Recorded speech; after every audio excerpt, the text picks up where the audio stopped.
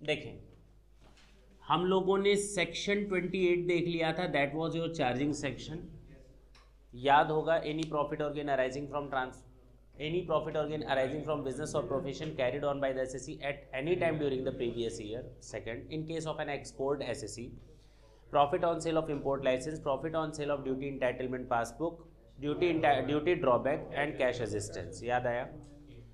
की man insurance policy. Fourth बताया था एनी बेनिफिट और immunity arising from business or exercising of profession whether convertible into money or not. Fifth बताया था any compensation due to a receipt by any person from any other person for not sharing any know how patent copyright franchisee licence formula for not carrying out any business activity any compensation due to or receipt by any person, receipt by any SSE due to या on account of termination or modification in terms of a contract relating to any Indian company or other company, termination or modification in terms of any Indian firm or Indian agency, vesting of the management in favor of the government, any salary, bonus, commission, interest or remuneration, whatever the name is, receipt or receivable by a partner from its partnership firm. Section 35 AD. बस that was over.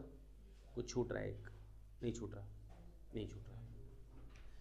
Section 29 बताया था how to compute PGBP.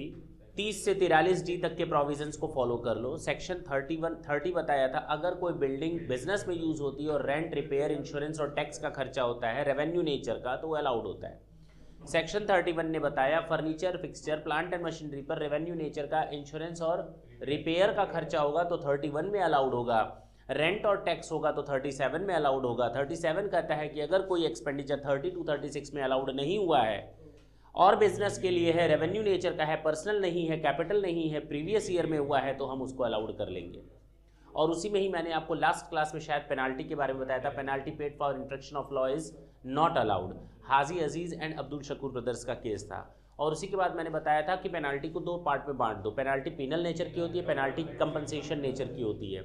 अगर penalty penal nature की होगी तो not allowed होगी, और अगर पेनाल्टी कंपनसेशन नेचर की होगी, जो कि हम लोगों ने देखा था मालवा वनस्पति ऑयल कंपनी में देखा था ना, तो उसमें वो अलाउड किया गया था कंपनसेशन नेचर का पेनाल्टी। याद आया? सेक्शन 37 के बाद हम लोग वापस आए थे सेक्शन 32 में, depreciation in respect of tangible और इनटेंजिबल।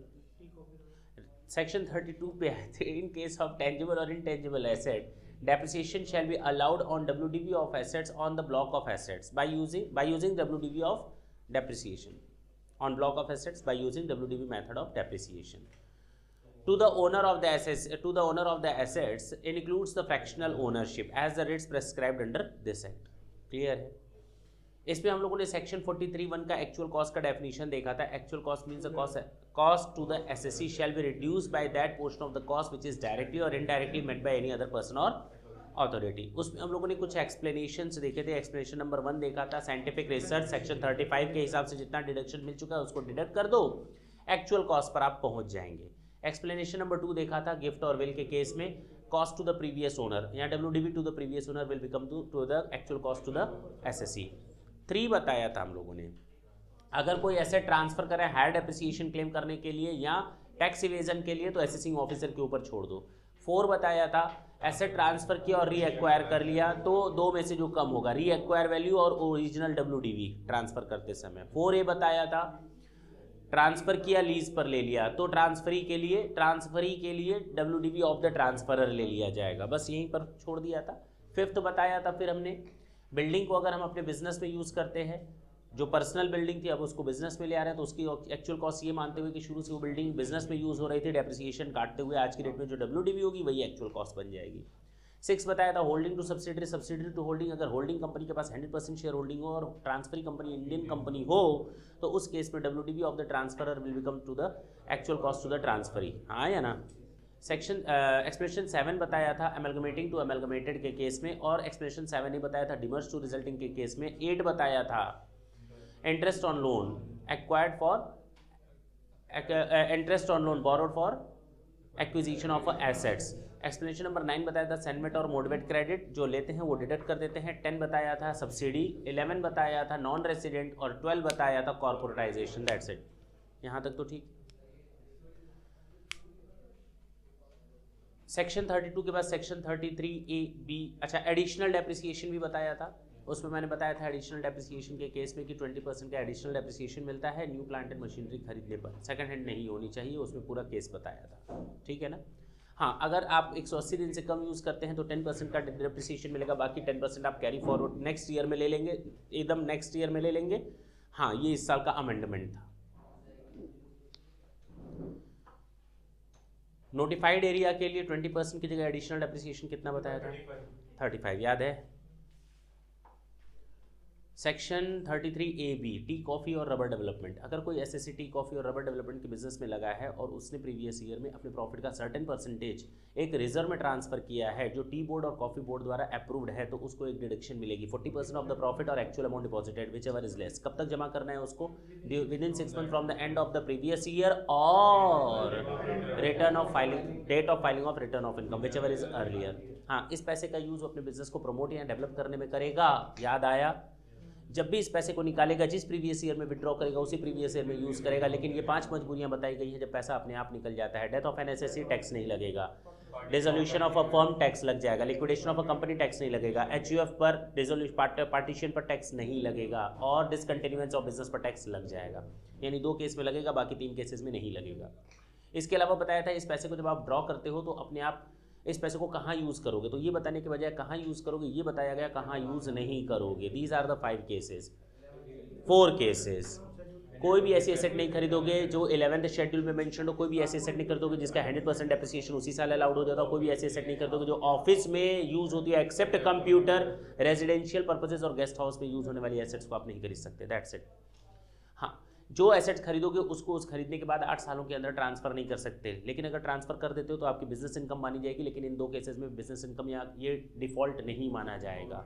या तो गवर्नमेंट एक्वायर कर ले, गवर्नमेंट कॉर्पोरेशन, गवर्नमेंट कंपनी या गवर्नमेंट अथॉरिटी हमसे परचेज कर ले, या हमारा एमलगमेशन हो गया हो। That's it. याद आया? सेम यही चीज़ें 33A-B-A में बताई थी, A-B-A में बताई थी। साइट रेस्टोरेशन फंड, अगर कोई एसएससी नेचुरल गैस और ऑयल के एक्सट्रैक्शन, प्रोस्पेक्शन और प्रोडक्शन में इन्वॉल्व है तो उसको ये डिडक्शन मिलेगी। हाँ, सेंट्रल गवर्नमेंट के साथ या सेंट्रल गवर्नमेंट के साथ उसका एग्रीमेंट हुआ हो। That's it. कितना डिडक्शन मिलेगा? 20% ऑफ द प्रॉफिट और actual amount deposited whichever is less. कब तक जमा करना है? During the same previous year. बाकी सारे प्रोविजन वही जो 33A-B में मैंने बताए। क्लियर है? 35 बताया है। 35 बताया था साइंटिफिक रिसर्च। अगर साइंटिफिक रिसर्च पर कोई एसएससी एक्सपेंडिचर करता है तो उसको 100% की छूट मिलेगी, चाहे वो रेवेन्यू हो चाहे कैपिटल हो। लेकिन अगर उसने बिजनेस स्टार्ट करने के पहले कोई खर्च किया है तो स्टार्ट करने के जस्ट पहले के डेट वाइज 3 साल के अंदर जो कैपिटल नेचर का खर्चा किया हो ज़मीन को छोड़ करके वो बिजनेस स्टार्ट करने वाले साल में छूट मिल जाती है। और अगर रेवेन्यू नेचर का पिछले 3 साल के अंदर कोई भी खर्च किया हो, रॉ मटेरियल या सैलरी जिसमें परक्विजिट शामिल नहीं है, उनकी डिडक्शन उसी साल मिल जाएगी जिस साल बिजनेस स्टार्ट किया हो। That's it. हाँ, उसने खुद किया तो ठीक, लेकिन अगर आउटसाइड एजेंसी को दिया तो उसको वेटेड डिडक्शन मिलेगी 125, 175 और 200। 125, 175, 200। 125 सोशल रिसर्च या स्टैटिस्टिकल रिसर्च, सोशल साइंस या स्टैटिस्टिकल रिसर्च पर अगर कोई खर्चा करता है या किसी कंपनी जिसका मेन ऑब्जेक्ट साइंटिफिक रिसर्च को करना है तो उसको ये डिडक्शन मिल जाएगी। 175 की डिडक्शन और 200% की डिडक्शन कब मिलती है? 200% की डिडक्शन मिलती है प्रेस्क्राइब्ड अथॉरिटी द्वारा अप्रूव्ड हो और कोई यूनिवर्सिटी हो, आईआईटी हो, ये हो, तो उसको कितनी डिडक्शन मिलेगी? 200 अप्रूव्ड प्रोग्राम के लिए। लेकिन अगर अप्रूव्ड प्रोग्राम ना हो तो 175। याद आया? पक्की बात है। इसके अलावा मैंने इन हाउस रिसर्च बताया था section 35(2)(a)(b). In house research में अगर कोई कंपनी इन हाउस रिसर्च करती है किसी भी मैन्युफैक्चरिंग एक्टिविटी या किसी आर्टिकल को प्रोड्यूस करने में लगी हुई है तो उसको 200% का डिडक्शन मिलता है। लेकिन लैंड एंड बिल्डिंग को छोड़ करके, लैंड पर तो डिडक्शन पूरे साइंटिफिक रिसर्च में नहीं मिलती, लेकिन बिल्डिंग पर डिडक्शन मिल जाएगी नॉर्मल 35(1)(4) में मैंने बताया था 100% की डिडक्शन आपको मिल जाएगी। याद आया? पक्का है? Scientific research is over. Section 35(a)(b)(b) अब्बू फोन आया है। कैपिटल नेचर का अगर कोई एसएससी खर्च करता है टेलीकम्युनिकेशन बिजनेस को ऑपरेट करने में तो उसकी पूरी डिडक्शन मिलती है, कैपिटल नेचर की मिलती है। कब से मिलती है? जिस साल से उसने ऐसा खर्च किया है। कब तक मिलती है? एक्सपायरी ऑफ द लाइसेंस मिलती है। लेकिन अगर बिजनेस स्टार्ट होने के पहले उसने ऐसा खर्च किया तो बिजनेस स्टार्ट होने वाले साल से लेकर के एक्सपायरी वाली डेट के अंदर उसको राइट ऑफ करना है। लेकिन अगर उसने एक्विजिशन तो कर लिया लेकिन पैसा बाद में पेमेंट किया है तो जिस साल पैसा पेमेंट किया उस साल से लेकर एक्सपायरी के अंदर पूरी छूट उसको मिलेगी, कहीं कोई उसको मना नहीं है। याद आया? अगर उसने लाइसेंस को ट्रांसफ़र कर दिया है तो फुल लाइसेंस ट्रांसफ़र किया है तो part of the licence transfer किया है। फुल लाइसेंस ट्रांसफ़र किया है तो फुल लाइसेंस ट्रांसफ़र किया है तो अगर लॉस हुआ है तो राइट ऑफ कर दो, प्रॉफिट हुआ है तो पीजीबीपी में ले जाओ, कॉस्ट के ऊपर गया है तो कैपिटल गेन ले आओ। याद आ गया? हाँ, अगर part of the licence transfer किया है, लॉस तो हो नहीं सकता क्योंकि अभी लाइसेंस बचा हुआ है, जो भी शॉर्टफॉल है वो आप राइट ऑफ कर लोगे अपने लाइसेंस की एक्सपायरी पीरियड के दौरान। हाँ, प्रॉफिट पर बेचा है तो पीजीबीपी में क्रेडिट हो जाएगा, अदरवाइज एक्चुअल कॉस्ट से ऊपर है तो कैपिटल गेन में भी आ जाएगा। याद आया? That is over. इसमें तो कोई दिक्कत नहीं थी।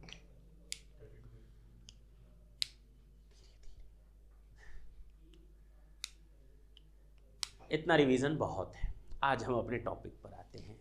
हाँ, सेक्शन, हाँ बोलो, बहुत ही इंपॉर्टेंट सेक्शन है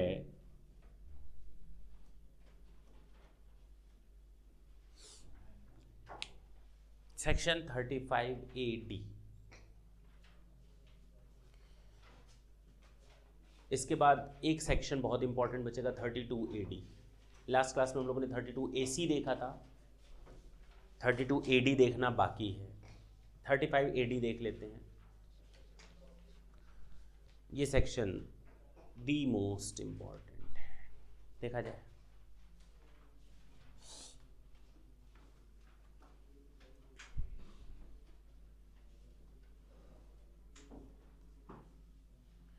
अगर कोई एसएससी स्पेसिफाइड बिजनेस में इन्वेस्टमेंट करता है, कैपिटल नेचर का खर्चा करता है, अगर कोई assessee in in in in business में, किन किन, इन इन इन और इन बिजनेस में कैपिटल नेचर का खर्चा करता है तो उसको डिडक्शन मिलेगी। कितनी मिलेगी? पूरी मिलेगी। कितना परसेंट? 100%। लेकिन 150% आया है वो बाद में डिस्कस करेंगे। फिलहाल दिमाग में सेट कर लो कितना परसेंटेज? 100%। कि अगर कोई assessee in in in in business में इन्वेस्टमेंट या स्पेसिफाइड बिजनेस में इन्वेस्टमेंट करता है तो उसको डिडक्शन मिलेगी पूरी 100% की। तो सर ये बता दीजिए वो कौन से बिजनेसेस हैं? आप पेज सामने रखेंगे, अगर कोई, पेज नंबर है आपका 76। अगर कोई एसएससी इन स्पेसिफाइड बिजनेस में कोई कैपिटल नेचर का एक्सपेंडिचर करता है तो उसको डिडक्शन मिलेगी सेक्शन 35A(D) में। लेकिन हाँ, वो गुडविल ना हो, वो लैंड ना हो और वो फाइनेंशियल इंस्ट्रूमेंट भी ना हो। ना लैंड हो, ना गुडविल हो, ना फाइनेंशियल इंस्ट्रूमेंट हो, इन तीनों पर डिडक्शन नहीं मिलेगी कैपिटल नेचर की। अगर कोई एसएससी स्पेसिफाइड बिजनेस में इन्वेस्टमेंट करता है तो उसको 100% की डिडक्शन मिलती है। लेकिन हाँ, लैंड, गुडविल और फाइनेंशियल इंस्ट्रूमेंट पर ऐसी डिडक्शन 35A(D) की नहीं मिलेगी। क्लियर है? सर वो बिजनेसेस कौन कौन से हैं? इंपॉर्टेंट चीज़ है, याद रखना बहुत आसान है, कोई टेंशन की बात नहीं है। एक लिस्ट दिख रही होगी, 13 मैंने दिए होंगे 1 to 13, वो 13 की लिस्ट यहाँ सेट करनी है। बहुत लिस्ट तैयार हो रही है दिमाग में तो अभी तो पार्टी शुरू हुई है, अभी तो पूरी लिस्ट बची हुई है पता नहीं कहाँ कहाँ। लेकिन हाँ, लिस्ट है 13 बिजनेसेस की। शुरू में लाए गए थे 2, फिर हुए 5, फिर हुए 7, 8, फिर हुए 10, फिर हुए 13। लास्ट ईयर ये लास्ट के 12 और 30 जोड़े गए हैं। फिलहाल देखते हैं। पहला है कोल्ड चेन फैसिलिटी में इन्वेस्टमेंट। सेटिंग अप, वर्ड ढंग से सुनना, setting up and operating, and word को अंडरलाइन कर लेना, दिया है ना। तो सेटअप के साथ साथ ऑपरेट भी होना चाहिए, केवल सेटअप पर नहीं, केवल ऑपरेशन पे नहीं, सेटिंग अप एंड ऑपरेशन। अच्छा, setting up and operating a cold chain facility. Cold chain नाम सुनते ही ठंड लगती है, ठीक है ना। लेकिन कोल्ड चेन फैसिलिटी का मतलब क्या है केवल वो नहीं जो तुम लोग समझ रहे हो। नीचे मैंने डेफिनेशन दे रखी है कोल्ड चेन फैसिलिटी मीन्स, दे रखी है। जरा उस डेफिनेशन को देख लेते हैं, उसके बाद वापस आएंगे पॉइंट नंबर 1 पे। Cold chain facility means a chain of facility for storage and और transportation of agricultural and forest produce, agricultural produce, forest produce, meat and meat products, poultry, marine and dairy products। सोचो ना कैसी बात करता है ये। Setting up and operating की बात कर रहा है पहले तो ये। Cold chain facility means a chain of facility including storage or transportation of agricultural produce, forest produce, meat and meat products, poultry farm, marine and dairy products। आगे horticulture, floriculture, apiculture. जो हल्दी हल्दी आती है ना आयुर्वेद से रिलेटेड, सूरजमुखी का फूल होता है ना, तेल निकलता है, ऑयल, ये सब इसी में आती है। फ्लोरिकल्चर, हॉर्टिकल्चर, फ्लोरिकल्चर, एपीकल्चर, कोई नया culture. And processed food items under the scientifically controlled condition including refrigeration. अगर हम किसी सामान को प्रिजर्व करने की कोशिश करते हैं, चाहे वो एग्रीकल्चरल प्रोड्यूस हो, फॉरेस्ट प्रोड्यूस हो, मीट एंड मीट प्रोडक्ट्स हो, पोल्ट्री फॉर्म हो, मैरिन फॉर्म, पोल्ट्री प्रोडक्ट्स हो, मैरिन प्रोडक्ट्स हो, हॉर्टिकल्चर, फ्लोरिकल्चर, एपीकल्चर और एक डेयरी प्रोडक्ट्स, ये चीज़ें हैं।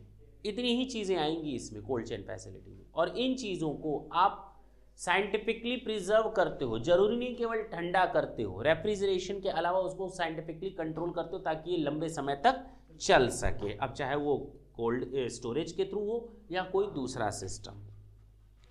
And other facilities necessary for the preservation of such produce, that's it. इसको हम कहते हैं कोल्ड चेन फैसिलिटी, ठंडी ठंडी फैसिलिटी, ठीक है ना।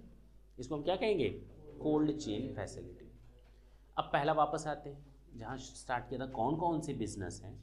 Setup and operation of cold chain facility, यानी अगर आप कोल्ड चेन फैसिलिटी से रिलेटेड काम करते हैं, सबसे बड़ी प्रॉब्लम क्या है? गेहूं सड़ रहा है, अनाज बर्बाद हो रहा है, सरकार के पास स्टोरेज कैपेसिटी नहीं है। तो सरकार ने क्या कहा? आप बनाओ ना, हम छूट देंगे। हम क्या देंगे? डिडक्शन देंगे 100%। इससे बड़ी बात क्या होगी? अच्छा, जो काम खुद ना कर सको वो हमारे ऊपर मढ़ दो। दूसरा, second point, setting up and operating a warehousing facility. Warehousing मतलब गोडाउन, भंडारण करना। एक तो चीजों को प्रिजर्व करना और दूसरा वेयर हाउसिंग करना, स्टोरेज करना। For storage of agricultural produce, केवल एग्रीकल्चरल प्रोड्यूस है, मीट एंड मीट प्रोडक्ट्स नहीं है। कौन से प्रोडक्ट्स हैं? तो पहला मैंने बताया setting up and operating cold chain facility. दूसरा, setting up and operating warehousing of agricultural produce. Clear है? Building and operating anywhere in India. देखो, 3 जगहों पर आप रहते हो। यहाँ तो घर पे रहते हो, हाउस, वो इसमें आएगा। यहाँ तो आप होटल में रहते हो, एच, वो इसमें आएगा। यहाँ तो आप हॉस्पिटल में रहते हो, वो भी इसमें आएगा। रहने के 3 एच है, हाउस, होटल एंड हॉस्पिटल, तीनों कवर किए गए। पहले हम हॉस्पिटल की बात करते हैं। आप ऐसा हॉस्पिटल बनाते हो जिसमें कम से कम 100 पेशेंट के बेड्स लगे हुए हैं, आराम करने के लिए नहीं, तबीयत सुधारने के लिए। कम से कम 100 पेशेंट बेड होने चाहिए, तो आपको इस सेक्शन में डिडक्शन मिलेगी। हॉस्पिटल्स की कमी है ना, पक्का। डेंगू होता है, हॉस्पिटल नहीं मिलते, एक बेड पर 4 लोग रहते हैं। अब कैसे रहते हैं गॉड नोज। देखो, बिल्डिंग एंड ऑपरेटिंग एनीवेयर, अब यहाँ सेटअप नहीं करेंगे, हॉस्पिटल बिल्ड किया जाता है, बिल्डिंग बनती है, तो build up and operating anywhere in India a hospital with at least 100 beds for patient. तो हम लोगों ने क्या बात कर ली, हॉस्पिटल की, थोड़ी देर बाद होटल भी आएगा और हाउस भी आएगा। Business in the nature of developing and building a housing project, आया ना, अंडरलाइन कर लो। Under a scheme for affordable housing framed by the central और scheme state government. Affordable housing scheme में सबके लिए घर, सबका अपना सपना होता है, घर अपना होना चाहिए, तो वहां पर अफोर्डेबल स्कीम की हर कोई ले सके, बोलो ना। Business of producing fertiliser in India, fertiliser को प्रोड्यूस, खाद बनाना जो किसानों को दिया जाता है। Laying and operating across country, cross country का मतलब एक देश से दूसरे देश, एक देश से, जैसे अफगानिस्तान से पाइपलाइन आती है हिंदुस्तान में, या हिंदुस्तान से पाइपलाइन जाती है दूसरे देशों में, बीच में पाकिस्तान अड़ंगा लगाता है, तुम अड़ंगा लगाओगे तो हम भी अड़ंगा लगाएंगे कई जगहों पर। बिजनेस चलना चाहिए, बाकी बवाल होता रहेगा वो सब ठीक है, लेकिन बिजनेस होते रहना चाहिए। तो laying and operating across country natural gas, crude oil और petroleum oil pipeline network for distribution. आखिर पाइपलाइन क्यों बनाते हो, पाइपलाइन के लिए लिखा है, सेटअप नहीं होती पाइपलाइन, पाइपलाइन कभी बिल्ड नहीं होती, पाइपलाइन बिछाई जाती, लेइंग, तो यहां पर वर्ड यूज किया गया है laying. Laying and operating a cross country natural gas, crude और पेट्रोलियम ऑयल। क्या करोगे उस पाइपलाइन का, गैस ले आओगे या ले जाओगे पाइपलाइन के थ्रू, जैसे तुम लोग घर में पानी आता है उस तरह हम लोग गैस ले जाएंगे। नेचुरल गैस हो गया, क्रूड ऑयल हो गया और पेट्रोलियम ऑयल हो गया। For distribution including storage facility, केवल स्टोरेज फैसिलिटी नहीं, अगर हम natural gas, crude oil, petroleum oil को स्टोरेज करते हैं तो ये सेक्शन में बेनिफिट नहीं मिलेगा। मेरा प्राइमरी वर्क होना चाहिए डिस्ट्रीब्यूशन इन तीन चीजों का, लेकिन हाँ, डिस्ट्रीब्यूशन करने के लिए कहीं स्टोर रखोगे तभी तो डिस्ट्रीब्यूट कर पाओगे, कि बिना स्टोर किए डिस्ट्रीब्यूट कर पाओगे, नहीं ना। तो अगर आप डिस्ट्रीब्यूशन का काम करते हो और उस चक्कर में आपको स्टोरेज करना पड़ा, तो आपको स्टोरेज का भी फैसिलिटी मिल जाएगा। स्टोरेज केवल करते हो, डिस्ट्रीब्यूशन कोई और करता है तो आपको ये बेनिफिट नहीं मिलेगा, स्टोरेज पर बेनिफिट नहीं मिलेगा। डिस्ट्रीब्यूशन के कारण आपको स्टोरेज बनवाना पड़ा, तो आपको, because storage is an integral part of the distribution, word लिखा है, storage facility being an integral part of such pipeline या नेटवर्क। हाँ या ना, अभी थोड़ा हौच पौच हो रहा होगा, अभी थोड़ी देर में कहानी की तरह आ जाएगा, चिंता ना करना, ठीक है ना। Building and operating anywhere in India, hotel, hospital आ गया था, हाउस आ गया था, अब होटल की बात करते हैं। कम से कम 2 स्टार या उसके ऊपर का होटल होना चाहिए, ढाबा की बात मत करना, छोटे मोटे होटल्स की बात करना मत करना, 2 स्टार होटल या उससे ऊपर की बात करना। Developing and building a housing project, अच्छा फिर हाउसिंग प्रोजेक्ट, स्लम एरिया को रीडेवलप या रिहैबिलिटेट करना, जो पुराने जो झोपड़पट्टी वाले इलाके होते हैं उनको डेवलप करना, उनके लिए वहां क्या था, घर बनवाना, अफोर्डेबल हाउसिंग स्कीम, बिल्कुल नया जमीन नया घर, और यहां पर झोपड़पट्टी को हटाना, स्लम एरिया को डेवलप करने की बात कर रहा है। Developing and building a housing project under the scheme for slum redevelopment और rehabilitation framed by central government, setting up and operating an inland container depot और container freight station, CFS। Inland container depot या CFS या custom station freight क्या होता है, जरा ढंग से सुनना। जो हम लोग देखते हैं टीवी पे, देखते होंगे, वांटेड पिक्चर में ही देखे होंगे, शुरू में ही पहली सीन थी, वो जाता है शिप पर, नहीं, कंटेनर्स खोलता है, गर्ल्स अंदर बंद हैं, दिखाता है कि नहीं, ट्रैफिकिंग का केस, तो वो जो बड़ी कंटेनर था वो कंटेनर है वो। और देखते भी होगे जो टर्मिनेटर वगैरह पिक्चर आई थी हॉलीवुड की, उसमें देखते होगे जाता है, फाइट होती है वो कंटेनर्स के बीच में, बड़े बड़े कंटेनर होते हैं, उसमें सामान आता है एक देश से दूसरे देश पे। ऐसा थोड़ी कि मुझे ये किताबें दूसरे देश पे सप्लाई करनी है, जहाज़ पे रख दिया, ऊपर बारिश हो रही है और वो काम नहीं, कंटेनर में जाएगा प्रॉपर पैक हो करके, आंधी आए या आए तूफान कोई फर्क नहीं पड़ता, तो वो इनलैंड कंटेनर डिपो है, ठीक। चलें आगे। बी कीपिंग, मधुमक्खी भी पाल लो बेटा। क्यों? क्योंकि उससे गोंद भी निकलता है और शहद भी बनता है। हनी वैक्स एंड हनी, ठीक। बी वैक्स, सॉरी वही हनी वैक्स करें, bee wax and honey, sorry. Setting up and operating a warehousing facility for storage of sugar. हर कोई डायबिटिक का पेशेंट हो, शुगर। भैया आपने एग्रीकल्चरल प्रोड्यूस बना दिया, यहाँ सबसे बड़ी प्रॉब्लम तो शुगर भी है। रेट बढ़ता है तो गवर्नमेंट कंट्रोल करती है, गन्ना किसानों की प्रॉब्लम दूर करती है, हाँ या ना। चलो, laying and operating a slurry pipeline for the transportation of iron ore, कच्चा लोहा एक जगह से दूसरी जगह भेजने के लिए। Last, setting and operating a semiconductor wafer fabrication. चलो एक काम करते हैं, शुरू से एक लिस्ट देखने की कोशिश करते हैं क्या क्या है लिस्ट में। Setting up and operating cold chain facility, setting up and operating warehouse facility for agricultural produce, sugar के लिए आया ना, अभी अभी देखा था। Bee keeping for honey and bee wax आया ना। ये एग्रीकल्चर से रिलेटेड हो गया कि कुछ बचा हुआ है? नहीं, एग्रीकल्चर वाला हो गया। इसके बाद हम आते हैं घर, अफोर्डेबल हाउस की स्कीम में, और दूसरा स्लम एरिया को रीडेवलप करने में। घर हो गया, अब होटल की बात कर ले, कम से कम 2 स्टार होना चाहिए। हॉस्पिटल की बात कर ले, कम से कम 100 बेड्स का 100 पेशेंट बेड होने चाहिए। नहीं याद आया? इसके अलावा अगर मैंने बात की तो नेचुरल गैस, पेट्रोलियम ऑयल और क्रूड ऑयल की पाइपलाइन बिछाने में क्रॉस कंट्री करने के लिए, एक देश से दूसरे देश में, जिसमें स्टोरेज उसका इंटीग्रल पार्ट होना चाहिए। अच्छा, इसको बिछाने, आयरन ओर को भी तो बात की पाइपलाइन बिछाने के लिए, आयरन और स्लरी पाइपलाइन बिछाने के लिए, वो भी तो बात की, नहीं बात की? इसके अलावा क्या बात की हम लोगों ने? फर्टिलाइजर, अच्छा वो भी एग्रीकल्चर से ही रिलेटेड था, याद दिलाना चाहिए था तुम लोग को।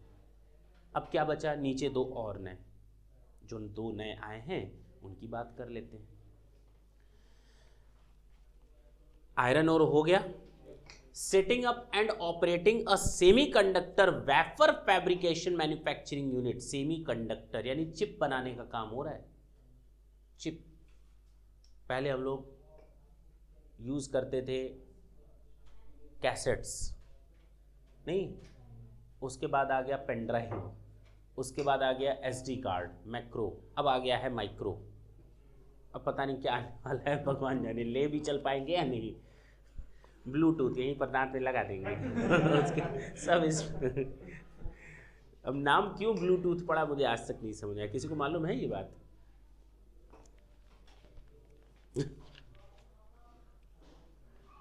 चलें, तो wafer semiconductor wafer fabrication manufacturing unit notified by the board in according with the prescribed guidelines. उस गाइडलाइन पढ़ते रहेंगे बाद में। यहाँ तक क्लियर है? अब 13 के 13 बिजनेस याद हैं। पहला cold chain, agriculture, sugar, Honey, मतलब बी वैक्स और हनी और बी कीपिंग हो गया। फर्टिलाइजर 5 हो गए सीधे सीधे किनारे। 2 हाउसिंग हो गए, 1 होटल हो गया, 1 हॉस्पिटल, अरे 9 तो ऐसे ही तैयार हो गए। पेट्रोलियम प्रोडक्ट्स और आयरन ओर 11 हो गए, और एक last manufacturing of semiconductor wafer fabrication, ये हो गया। एक और कोई छूट रहा है, देख लो। देखो लिस्ट कितनी आसान है। नहीं हो गया bee, container, inland container depot, that's it. बताइए दिक्कत हुई? जो लास्ट के मैंने 2 बताए थे, आयरन ओर और दूसरा manufacturing of semiconductor wafer fabrication, इनको 1 अप्रैल 2014 के बाद स्टार्ट होना चाहिए। उसके पहले के यूनिट्स पर हम कोई डिडक्शन नहीं देने जा रहे।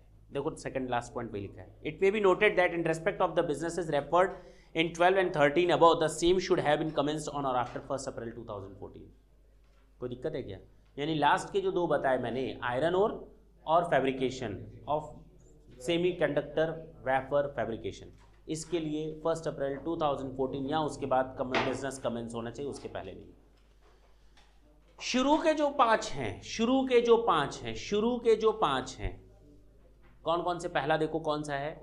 कोल्ड चेन, दूसरा वेयर हाउसिंग, तीसरा hospital, affordable housing scheme, hotel नहीं है इसमें, और एक और है फर्टिलाइजर, हाँ या ना।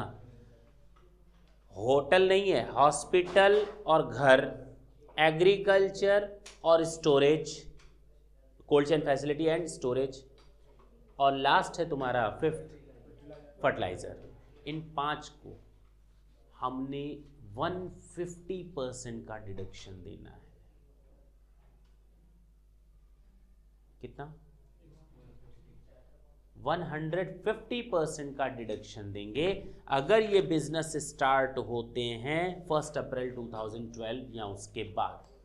अगर उसके पहले हैं तो 100%। पॉइंट नंबर पेज नंबर 78 का पहला पॉइंट वही है। पेज नंबर 78 का क्वांटम ऑफ डिडक्शन में पहला पॉइंट वही है। हम लोग 100% देंगे, लेकिन शुरू के 5 को अगर ये बिजनेस 1 अप्रैल 2012 के बाद हैं तो 150%, उसके पहले हैं तो। क्लियर है? बोलो।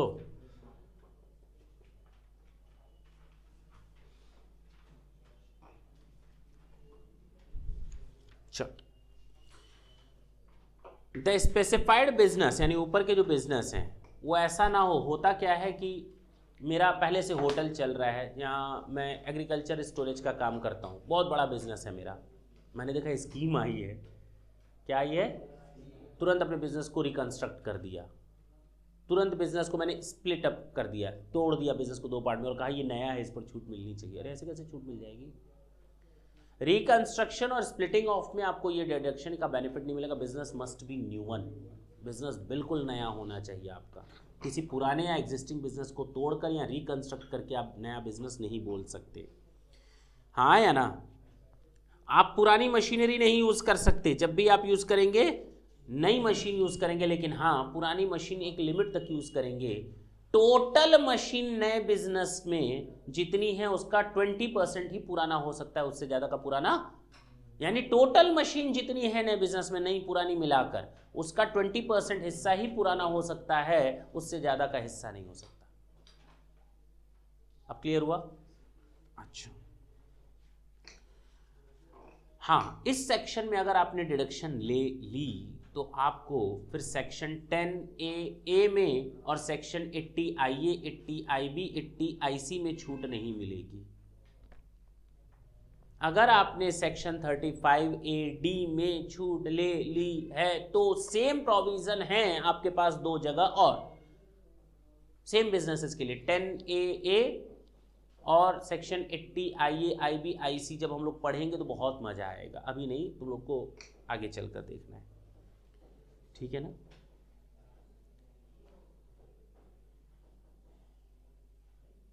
हाँ या ना। तो अगर आपने डिडक्शन यहां ले ली तो उधर डिडक्शन नहीं मिलेगा, 2 जगह छूट लोगे। ये 2 जगह छूट लेनी है, ले लोगे तो मिलेगी थोड़ी। आगे देखो, हो गया। वापस आए, एक बार फिर से रिकैप करते हैं और 2 नए पॉइंट फिर सीखेंगे इसके। हमने कहा कोई भी एसएससी जो स्पेसिफाइड बिजनेस में इन्वॉल्व है उसको 100% डिडक्शन मिलेगी कैपिटल नेचर के खर्चों की, लैंड, गुडविल और फाइनेंशियल इंस्ट्रूमेंट्स छोड़ करके। शुरू के 5 जो कैटेगरीज हैं उन पे 150% की डिडक्शन मिलेगी, लेकिन रेस्ट पर 100% की डिडक्शन मिलेगी। कौन कौन से बिजनेसेस स्पेसिफाइड हैं? Cold chain facility. Cold chain facility means a chain of facility, storage और transportation of agricultural produce, forest produce, meat and meat products, poultry, marine and dairy products, horticulture, floriculture, apiculture, हाँ या ना। अगर आप इनके में या उनको साइंटिफिकली प्रिजर्व करने के कारण काम में अगर आप इन्वॉल्व हैं, चाहे वो रेफ्रिजरेशन हो या ना हो, तो आपको इस सेक्शन में डिडक्शन मिलेगी। That was the meaning of cold chain facility. पहला हो गया। दूसरा मैंने बताया था, अब चलो पहले 13 के 13 पहले तैयार कर लेते हैं। Cold chain facility, warehousing of agricultural produce, sugar, bee keeping और फर्टिलाइजर, 5 आए थे। उसके बाद हम लोगों ने घर 2 बात की थी, स्लम एरिया और अफोर्डेबल हाउसिंग स्कीम में आना। होटल की बात की थी 2 स्टार या ज़्यादा, हॉस्पिटल 100 पेशेंट्स की बात की थी, हाँ या ना।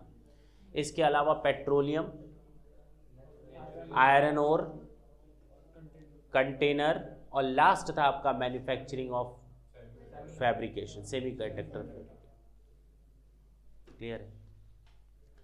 शुरू के 5 क्या थे, जरा उन 150% जो बहुत जरूरी होते हैं। सर अफोर्डेबल स्कीम घर की बहुत जरूरी थी, हॉस्पिटल जरूरी होता है, फर्टिलाइजर जरूरी होता है, एग्रीकल्चर जरूरी होता है, कोल्ड चेन जरूरी होता है। ये बहुत ज़रूरी होते हैं। इन पर अगर मैंने 1 अप्रैल 2012 के बाद काम स्टार्ट किया है then I will get 150% deduction, that's it. अभी तक तो यही बताया। हाँ, बिजनेस आपका बिल्कुल नया होना चाहिए, स्प्लिट ऑफ या रिकंस्ट्रक्शन से नहीं होना चाहिए। हाँ, नई मशीनरी यूज़ करनी है, लेकिन अगर आप पूरे बिजनेस में 20% पुरानी मशीनरी यूज़ करते हैं टोटल मशीनरी का, तो भी आपको ये डिडक्शन मिलेगी, कोई दिक्कत नहीं है। यहाँ तक कोई दिक्कत है तो बोलो, आगे बढ़ सकते हैं। जो एसेट आप खरीद रहे हैं ना बेटा, वो एसेट आप 8 सालों तक ट्रांसफ़र नहीं कर सकते। कितने सालों तक? 8 सालों तक उन एसेट्स को ट्रांसफर नहीं करना है। Any asset in respect of which a deduction is allowed shall be use only for the specified business for a period of 8 years beginning with the previous year in which such asset is acquired और constructed. हाँ या ना? लेकिन अगर आपने गलती कर दी तो आपका पूरा का पूरा अमाउंट पीजीबीपी में टैक्सेबल हो जाएगा। हाँ या ना? बोलो ना, पक्की बात है। लेकिन अगर 8 साल के अंदर अगर आपने ट्रांसफ़र किया तो इन 2 केसेस में कोई गलती नहीं मानी जाएगी। पहला, अगर आप एक सिक कंपनी, बीमार कंपनी या रुग्ण कंपनी घोषित या डिक्लेयर कर दिए जाते हैं तो आपको ये माफ़ी है। अगर आपने अपने एसेट्स को डिस्ट्रॉय, डिस्कार्ड और ट्रांसफ़र कर दिया, डैमेज कर दिया तो, और तुम लोग को अच्छी तरह मालूम है कि जहाँ पर एसेट देखो ना ऊपर क्या लिखा है, in case of asset is use for a business other than the specified with in the period of 8 years। आप एसेट्स को मिसयूज़ नहीं कर सकते, आप स्पेसिफाइड बिजनेस में ही यूज़ करेंगे। हाँ या ना? चलो, कहा गया अगर आपने एसेट को डिस्ट्रॉय, डैमेज या ट्रांसफ़र कर दिया जो अलाउड है तो कोई दिक्कत नहीं है। लेकिन एक चीज़ याद रखो, जब मैंने सेक्शन 28 का सबसे लास्ट पॉइंट बताया था, सेक्शन 28 चार्जिंग सेक्शन का सबसे लास्ट पॉइंट बताया था, और मैंने कहा था सेक्शन 35AD हम लोग करेंगे, और जब हम करेंगे तो हम वापस यहाँ पर ले आएंगे। ये वर्ड मैंने यूज़ किए थे और ये वो समय आ गया है। देखो, इंपॉर्टेंट ट्यूटोरियल लिखा है ना? नहीं लिखा है? लिखा है any amount received by the company in connection with the asset which are demolished, destroyed, discarded और transfer shall be subject to tax under section 28 S PGBP, और यही लाइन वहां पर जाकर जोड़ देना। That's it. जो सेक्शन 28 में मैंने लास्ट पॉइंट छोड़वाया था ना, ये पूरी की 3 लाइन वहां पर उठा करके जोड़ देना। That's it. इसी का मतलब था सेक्शन 35AD में, वहाँ क्या मतलब था, सेक्शन 28 में 35AD का यही मतलब था। बोलो। लास्ट पॉइंट है नेचुरल गैस, क्रूड ऑयल और पेट्रोलियम ऑयल के बारे में। इसके लिए कुछ स्पेसिफिक कंडीशंस दी हुई हैं।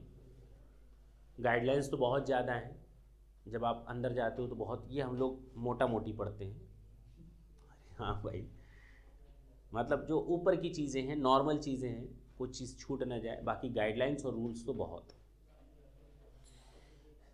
अब हम पेट्रोलियम, नेचुरल गैस और क्रूड ऑयल की बात करते हैं। Such business should be owned by a company, underline company, यानी वो एसएससी कौन हो।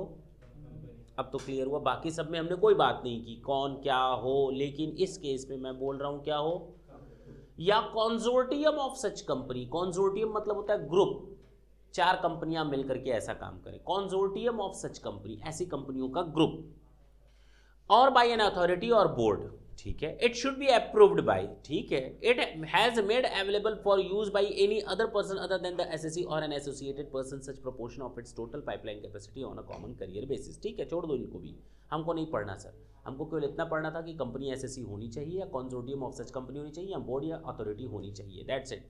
इसके अलावा जो हमें सीखने को मिला अब कि इसका जो हमारे काम की चीज़ है, at least 1/3 of the total capacity for natural gas pipeline must be used by any other person. Has made available for use by any other person. Point number 3 फिर से देखो. Point number 3 का A और B अटैच करना. It has made available for use by any other person at least कितना? 1/3 of the total capacity. At least 1/4 of the total capacity for petroleum product pipeline network. Natural gas का 1/3 और petroleum का 1/4. Natural gas का 1/3 और petroleum का 1/4 आपको दूसरे लोगों को यूज़ करने देना है. मेड अवेलेबल यानी पब्लिकली आप उनको यूज़ करेंगे. पब्लिकली यही समझो. फ्री में तो देंगे नहीं. 1/3 natural gas, 1/4 petroleum. That's it. ये सेक्शन हम लोग का खत्म हो गया और बहुत बड़ा सेक्शन था. समझ में आया? अगर आज हम सेक्शन 32 AD पिक करेंगे तो तुम लोग हो जाओगे बीमार, और ये सेक्शन आपको बीमार और बहुत बीमार बना सकता है ना. सेक्शन 37 तक लास्ट क्लास में ख़त्म किया था और उस समय मैंने एक छोटा सा सेक्शन 38 छोड़ दिया था.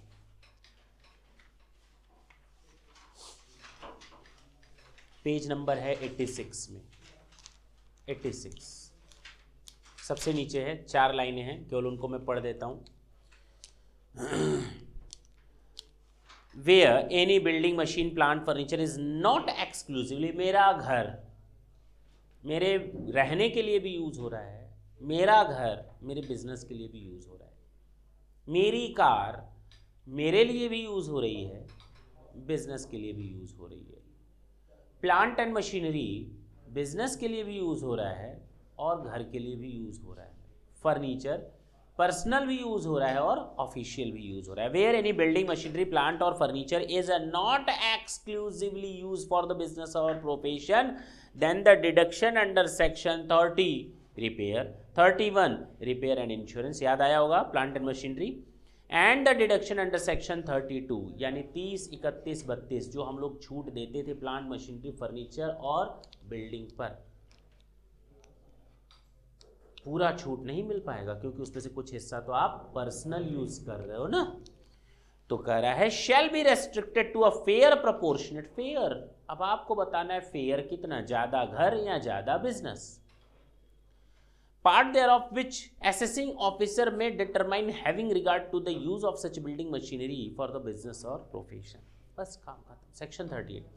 अगर कोई बिल्डिंग, अगर कोई प्लांट, अगर कोई फर्नीचर हमारा एक्सक्लूसिवली बिजनेस में यूज़ नहीं हो रहा यानी कहीं और भी यूज़ हो रहा है तो उसका खर्चा 30, 31 और 32 का डेप्रिसिएशन पूरा अलाउड नहीं होगा, बल्कि उसका फेयर प्रोपोर्शन जितना बिजनेस में उचित लगता है उतना ही आएगा. तो अगर कुछ ना दिया हो तो हम नॉर्मली 50-50 कर देते हैं. क्लियर है? पक्की बात है. एजम्पशन लिख करके क्या कर देते हैं. एक सेक्शन है सेक्शन 36 और ये बहुत बड़ा सेक्शन है. हम आज पूरा तो नहीं कर पाएंगे लेकिन ये सेक्शन आज देखेंगे, नेक्स्ट क्लास में पूरा करेंगे और 32 AD भी पूरा करेंगे. तो हम लोग का एक बेसिक पूरा हो जाएगा PGBP का, बेस कंप्लीट हो जाएगा PGBP का. क्लियर है?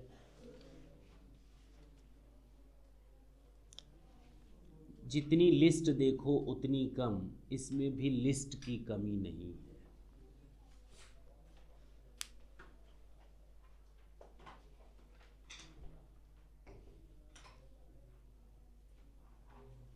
देखा जाए.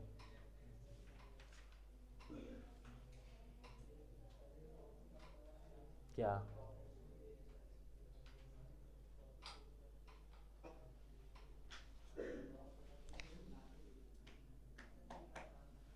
पॉइंट नंबर 1 ढंग से सुनना. 3 पॉइंट तो ऐसे ऐसे याद हो जाएंगे.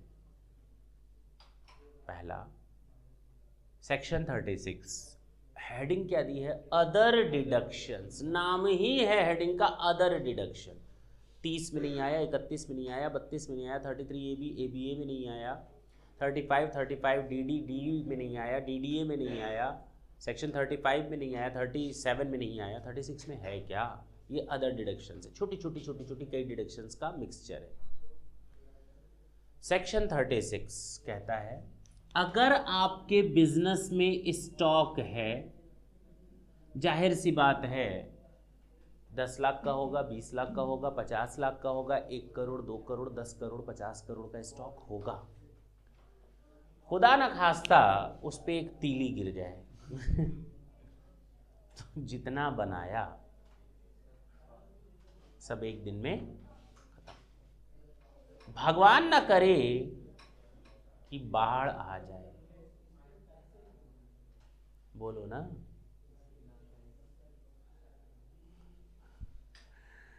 अच्छा, इशू की बात करोगे तो चलो, इशू ना करे, क्या आ जाए? अकाल ना आ जाए। कहने का मतलब ये कि स्टॉक की सेफ्टी तो रखनी पड़ेगी, और नेचुरल डिजास्टर या नेचुरल कैलेमिटीज कभी भी हो सकती हैं। इनके लिए मैंने इंश्योरेंस प्रीमियम दिया ताकि इंश्योरेंस हो जाए, बोलो ना। यानी स्टॉक की सेफ्टी के लिए I have paid a premium for the purpose of getting an insurance claim. Insurance policy, हमने इंश्योरेंस पॉलिसी के लिए इंश्योरेंस प्रीमियम दिया। बताओ ये बिजनेस के बेनिफिट या बेटरमेंट के लिए है या नहीं? ये खर्चा रेवेन्यू नेचर का है या नहीं? बिजनेस के लिए किया गया है या नहीं? अलाउड होना चाहिए या नहीं? कर दिया। किस सेक्शन में? अगर आपके पास कोई लाइव स्टॉक हो, भैंस, गाय, बकरी, लाइव स्टॉक जो बिजनेस में यूज होते हैं, और अगर उनके साथ कुछ बुरा हो जाए और मेरा बिजनेस उन्हीं के बेस पर चलता है, तो मैं उनका इंश्योरेंस करवाऊं या ना करवाऊं? अगर हम उनका इंश्योरेंस प्रीमियम पेमेंट करते हैं तो क्या इसकी डिडक्शन मिलेगी? बिल्कुल मिलेगी। किस सेक्शन में मिलेगी? 36 में मिलेगी। मेरे यहां एम्प्लॉयज काम करते हैं, वर्कर्स काम करते हैं, और अगर उनके साथ कुछ बुरा हो गया तो गलत बात है। उनकी सेफ्टी के लिए उनका इंश्योरेंस करवाएं या ना करवाएं? करवाएं। और अगर इंश्योरेंस प्रीमियम मैं दूं तो क्या वो अलाउड होगा या नहीं? होगा। लेकिन इंसानों का प्रीमियम दे रहे हो तो चेक से देना, भरोसा नहीं इंसानों पर। नहीं समझे? जानवरों का प्रीमियम तुम कैश में भी दे सकते हो, कोई दिक्कत नहीं, लेकिन इंसानों का प्रीमियम देख लो, अंडरलाइन कर लो। Insurance premium paid by any mode other than cash by the employer for insuring the health of the employee. ढंग से सुनना, हेल्थ की बात की गई है, लाइफ की बात नहीं की गई है। लेकिन चेक से क्यों बोला सर?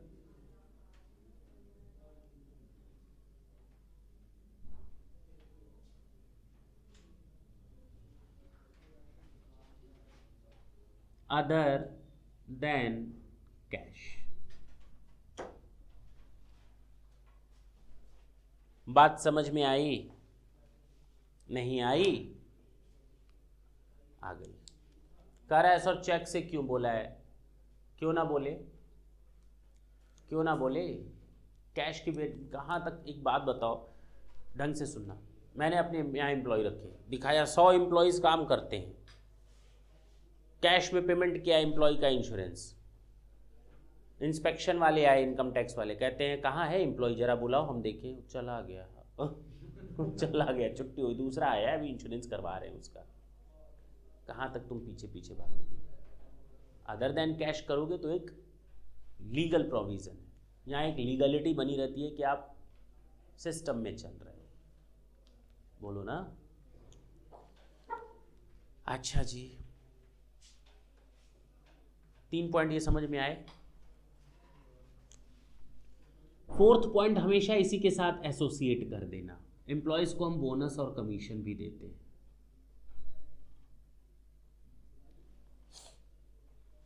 क्या देते हैं?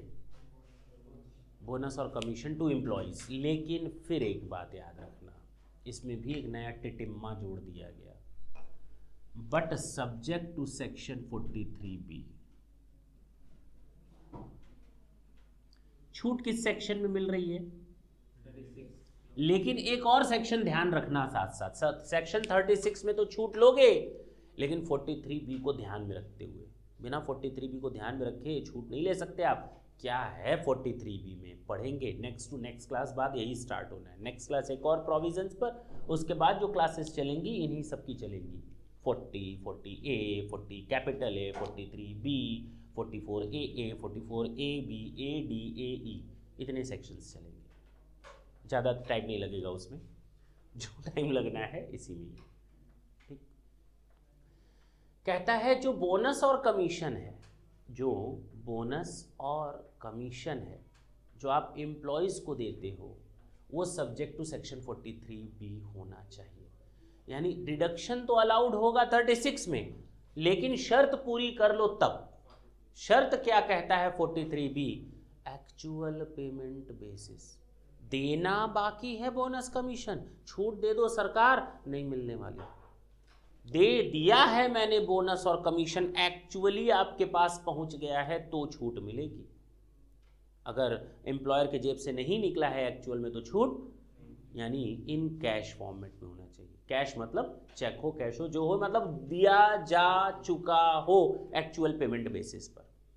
इसका मतलब सेक्शन 43B में हम क्या पढ़ेंगे? एक्चुअल पेमेंट बेसिस पर छूट मिलती है, किन किन चीज़ों की वो, और आधी लिस्ट तो आज ही तैयार हो जाएगी तुम लोगों की। उस समय 43B में पूछूंगा बताओ 36 में क्या क्या बताया था, तो उस समय तुम लोग बताओगे सर आपने बोनस और कमीशन बताया था, याद आएगा। यहां तक कोई दिक्कत हो तो बोलो। स्टॉक की बात की हम लोगों ने, स्टॉक की सेफ्टी इंश्योरेंस करवाया, स्टॉक की सेफ्टी के लिए इंश्योरेंस करवाया, लाइव स्टॉक की सेफ्टी के लिए इंश्योरेंस करवाया, और ढंग से चला। देखो मैं फिर छूट गया, लाइव स्टॉक पर वापस आओ तो उसमें मैंने एक चीज़ छोड़ दी, सॉरी, ध्यान से उतर गया। लाइव स्टॉक कौन सा? कोऑपरेटिव फेडरल मिल्क सोसाइटी के जानवरों की बात हो रही है। कोऑपरेटिव फेडरल मिल्क सोसाइटी के जानवरों की बात हो रही है, लाइव स्टॉक। सर ये कौन है? सर ये है कौन? तुम लोगों ने नाम सुना होगा अमूल, ऐड आता है ना, बहुत ही क्लासी टाइप का ऐड होता है उसका, देखा है? नहीं। अमूल काम कैसे करता है? एक भी जानवर उसका अपना नहीं है, मालूम है कि नहीं? ये अमूल फैक्ट्री है, इसके चारों तरफ गांव गांव गांव गांव गांव, इन गांवों में जितने भी जानवर हैं ये सारे, पहले किसान, सॉरी, इन गांव में जितने भी किसान हैं वो सब इस कंपनी के साथ एसोसिएट हो गए। जितने भी किसान हैं, किसान मतलब ग्वाले, जिनके पास जानवर है, उन्होंने अपने आप को रजिस्टर करवा लिया है। कहाँ पर? इस कंपनी के साथ, उनके मेंबर बन गए हैं। कहीं नहीं जाते, वो सुबह दूध लेते हैं, घर से निकलते हैं, सीधे यहाँ पहुँचते हैं, वहाँ उनके मशीन में डाल देते हैं। बात समझ में आई? उनका पैसा तुरंत उनको मिल जाता है। ये कंपनी केवल मिल्क को प्रोसेस करने का काम करती है और पैकेजिंग करने का काम करती है। अब इस कंपनी की जिम्मेदारी है या नहीं कि इन किसानों के पास जितने भी जानवर हैं उनकी सेफ्टी रखें। वो सेफ रहेंगे तो इसका बिजनेस सेफ रहेगा। हम इनकी बात कर रहे हैं कि जो लाइव स्टॉक है, कोऑपरेटिव फेडरल मिल्क सोसाइटी क्या कर रही है? इंश्योरेंस का प्रीमियम का पेमेंट कर रही है। अब क्लियर हुआ? पक्का ना? मैं फिर से पढ़ देता हूँ। Insurance premium paid bye federal milk cooperative society for insurance on the life of the cattle owned by a member of primary cooperative society. Members के जो लाइव स्टॉक्स हैं उनका पेमेंट। क्लियर है? हम लोगों ने 4 पॉइंट देख लिए बोनस और कमीशन तक। Next, interest paid in respect of capital borrowed for the purpose of business और profession. Interest on loan, 4th point आएगा। 5th पॉइंट आपका आएगा इंटरेस्ट ऑन लोन, और ये भी होता है सब्जेक्ट टू सेक्शन 43। ये भी होता है subject to section 43B। 5 point देखिए, insurance stock, insurance livestock, insurance health of employees cheque other than cash, bonus और commission section 43B, interest on loan section 43B। जो अमेंडमेंट लिखा है इसको हम आज छोड़ देते हैं, ज़्यादा पचड़ों में हम नहीं पढ़ेंगे, हम आगे बढ़ते हैं। नेक्स्ट क्लास में इसको हम क्लैरिफाई करेंगे। पहले discount on zero coupon bond on pro rata basis having regard to the period of life of zero coupon bond. Discount on zero coupon bond, दो तरह के बॉन्ड देखोगे फ्यूचर में तुम लोग, zero coupon bond and deep discount bond. पढ़ाया है क्या?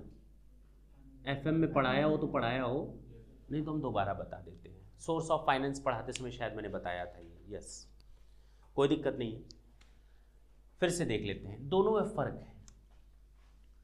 डीप डिस्काउंट 100 रुपए का बॉन्ड, 100 रुपए का बॉन्ड, ये 0% बॉन्ड है, यानी कूपन कहते हो ना, 10% ऑफ ₹100 ईच बोलते हो ना, ये 10% क्या होता है? कूपन होता है, जिसको हम इंटरेस्ट के नाम से जानते हैं।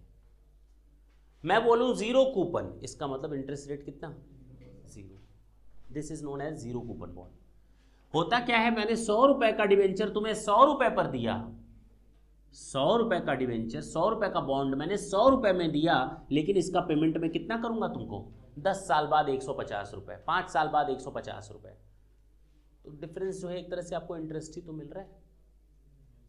लेकिन हम जो इस सेक्शन में बात कर रहे हैं, 100 रुपए का बॉन्ड मैंने आपको 90 रुपए में दिया, हम इस डिस्काउंट की बात कर रहे हैं। हम ना तो इसकी बात कर रहे हैं, न इसकी न इसकी। हम किस कंपोनेंट की बात कर रहे हैं? Discount on issue of zero coupon bond. मैंने आपको जीरो कूपन बॉन्ड दिया 100 रुपए का, और पेमेंट में करूंगा 150, कोई डिस्काउंट नहीं है, हम तो आएंगे नहीं फिर यहां पर। लेकिन मैंने 100 रुपए का जीरो कूपन बॉन्ड दिया 10 रुपए डिस्काउंट पर, हम इस 10 रुपए के कंपोनेंट की बात कर रहे हैं, discount on zero coupon bond. 10 साल का है ना, डिस्काउंट कितना? 10 रुपए ना, साल कितने? 10 ना, तो हर साल कितना राइट ऑफ करें? उसी की बात कर रहा है, over the life of the zero coupon bond. हर साल 1-1 रुपए आपको राइट ऑफ करना, प्रो रेटा बेसिस लिखा है, प्रोपोर्शनेट बेसिस लिखा है। समझ में आई बात? तो सर एक बात बताइए, ये क्या होता है डीप डिस्काउंट बॉन्ड? हमने कहा 100 रुपए का बॉन्ड है, तुम्हें मिलेगा कितना 10 साल बाद? 100 रुपए। आज खरीद लो, आज हम 20 रुपए में दे रहे हैं। 100 रुपए का बॉन्ड है, आज मैं तुम्हें इतना डीप में डिस्काउंट दे रहा हूं, बाद में तुम पार पर लेगे ना पैसा। नहीं समझे? नहीं समझे?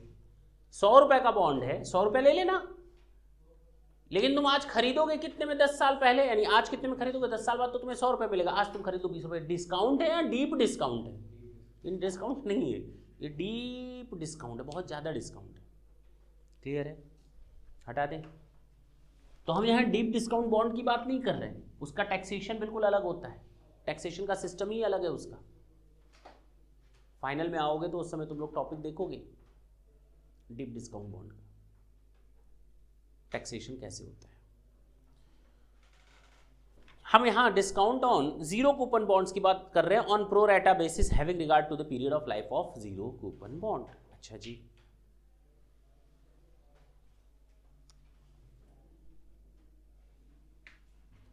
अगर लास्ट टॉपिक पढ़ा रहे हैं आज का, बैड डेट्स, 5 मिनट लगेगा। क्या है बैड डेट्स?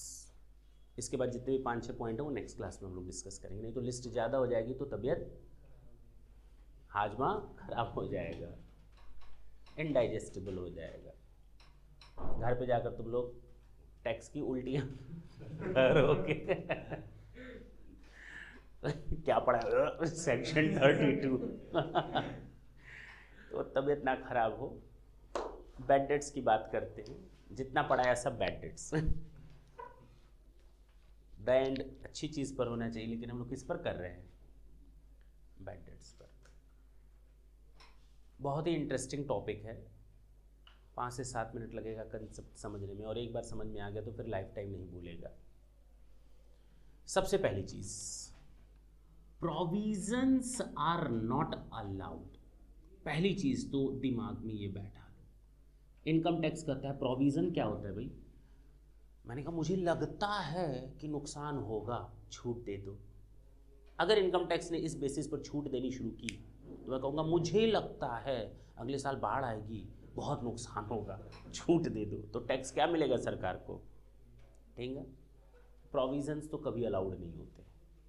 हम यहाँ जो बात कर रहे हैं एक्चुअल बैड डेट्स की बात कर रहे हैं। अच्छा, एक्चुअल बैड डेट्स की बात कर रहे हो? कौन बताएगा बैड डेट्स कितना? मैंने कहा मेरे 5 करोड़ के डेटर्स हैं। कितने? और मैं असेसिंग ऑफिसर से बोलता हूँ सुनो ना, 1 करोड़ का मेरा नुकसान होने वाला है और मुझे लगता है डूब गया, मुझे लगता है सच्ची मुझे लगता है कि वो पैसा डूब गया। तो क्या छूट मिल जाएगी? मिल जाएगी। मैंने ये बोला कि मुझे मालूम है मेरा पैसा डूब गया।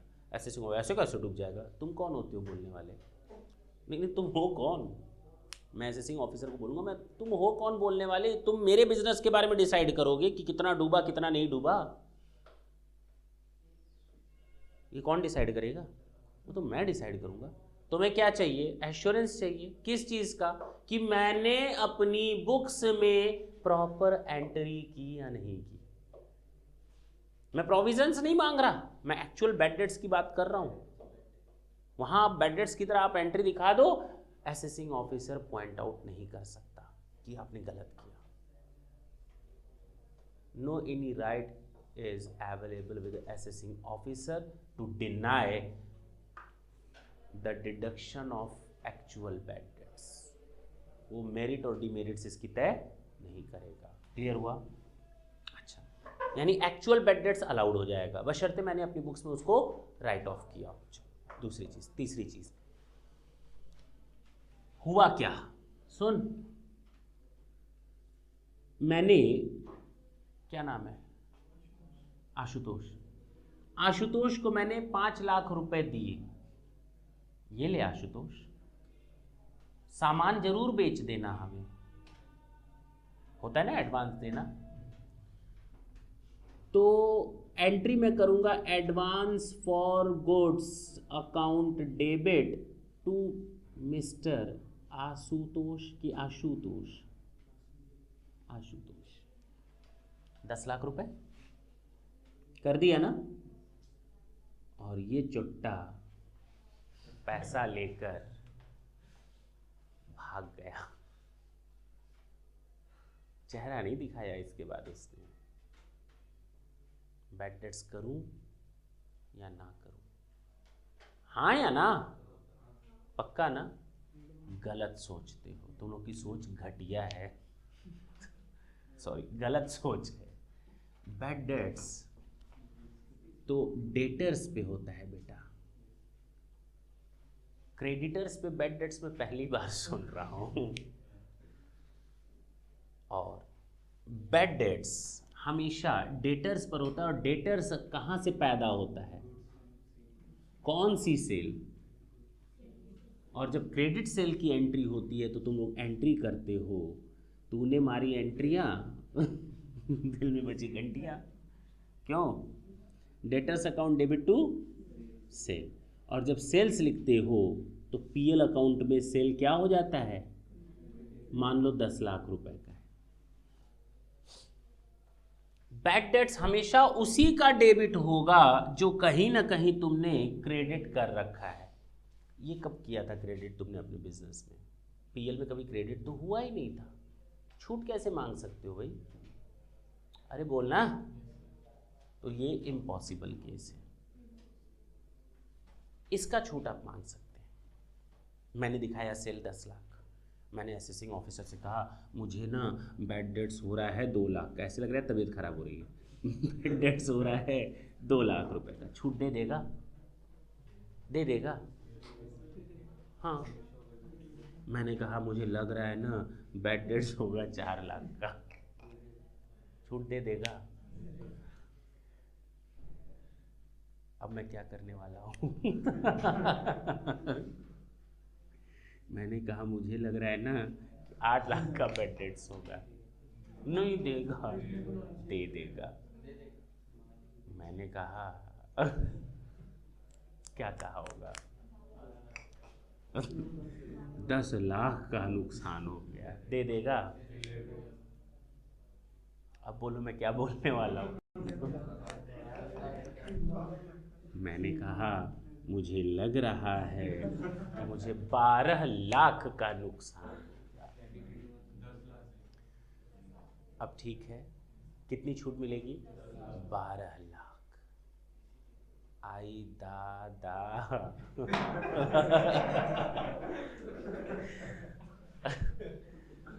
हो सकता है, जरूरी है इसी साल की सेल का लॉस हो, तो थोड़ा तो दिमाग दौड़ा। हो सकता है पिछले साल 20 लाख की सेल हुई हो, उसमें से 12 लाख जा रहा हो। ये किसने कहा इसी साल की सेल का है? कभी ना कभी क्रेडिट हुआ हो, बात खत्म। अब क्लियर है? तो अगर 12 लाख तो 12 लाख, बस बशर्ते आपने कभी ना कभी उसको क्रेडिट किया। अब क्लियर है? तो एडवांसेस पर कोई छूट नहीं मिलती क्योंकि वो बैड डेट्स होता ही नहीं। लोन देने या लोन के लॉस पर छूट नहीं मिलती क्योंकि वो कभी क्रेडिट होता नहीं। क्लियर है? और मैंने तुम लोग को एक लाइन बताई है, तो सर ये लॉस है तो कौन सा लॉस है? मैंने ये लाइन बता चुका हूँ, ये लॉस है तो कौन सा लॉस? मैंने ये लाइन पहले भी डिस्क्राइब की है, this is your capital loss. और मैंने बताया है कि कैपिटल लॉस का इनकम टैक्स में कोई टैक्स ट्रीटमेंट नहीं होता। कैपिटल लॉस का इनकम टैक्स में कोई टैक्स ट्रीटमेंट, चाहे ये लॉस हो चाहे लोन का लॉस हो, वो लॉस कैपिटल लॉस और उसका कोई टैक्स ट्रीटमेंट। क्लियर हुआ? तो बैड डेट्स के बारे में कहानी बिल्कुल क्लियर है। नेक्स्ट क्लास में हम लोग इससे आगे बढ़ेंगे। और आलू सप्लाई लिमिटेड का केस याद दिलाना। आलू सप्लाई शायद मैंने लिखा है, नहीं लिखा है, नहीं भी दिया होगा तो मैं पढ़ा दूंगा, ठीक है? वहीं से स्टार्ट कर दूँगा। टाटा बोले। आलू सप्लाई। थैंक यू बच्चों।